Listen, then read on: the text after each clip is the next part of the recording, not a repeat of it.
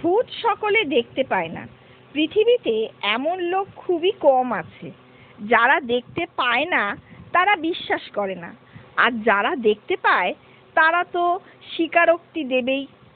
এটা কোনো ভ্রম বা শারীরিক অসুস্থতা নয়, এটা হলো God gifted six sense identifying power, অর্থাৎ শুদ্ধ বাংলায় যাকে বলে ষষ্ঠ ইন্দ্রিয়ের জোর।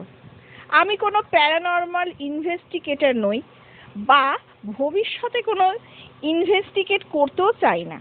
কি দরকার ওদের বিরক্ত করে?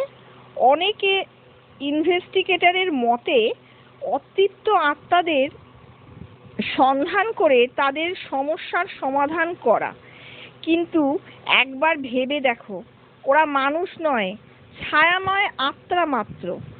ওদের আছে কেবল না পাওয়ার কষ্ট আর হিংস্রতা, যে কারণেই ওদের সবাই ভয় পায়। সত্যি কি ওদের সাহায্য করে তোমায় মুক্তি হবে, নাকি থাক সেসব কথা? আমি খালি তাদের অস্তিত্ব বুঝতে পারি, এই স্বীকারোক্তি। সময় 1 জুলাই, মঙ্গলবার, ভোর রাত্রি 2026। ঘরে ঘুমোচ্ছি, বিছানার ধারে, মাঝে তোজো, দরজার দিকে ওর বাবা।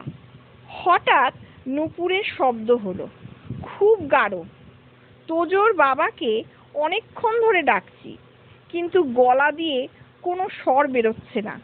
আস্তে আস্তে শব্দটা ম্লান হতে শুরু করলো। এবার শব্দটা হলো, দরজা পেরিয়ে একেবারে জানলায়। কিছুতেই আমি তোজোকে আর ওর বাবাকে ডাকতে পারছি না। কে যেন গলা টিপে ধরেছে, দম বন্ধ হয়ে আসছিল। রীতিমতন আমি পা ছুড়ছি, কিন্তু হঠাৎ অন্ধকার হয়ে গেল। একসময় মনে হলো আমি আর বেঁচে নেই। আজ সকাল 6টায় ঘুম ভাঙলো। এর অর্থ কি?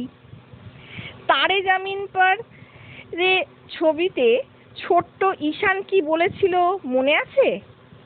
जो दिखता है वो नहीं दिखता है, और जो नहीं दिखता है वही दिखता है बॉस।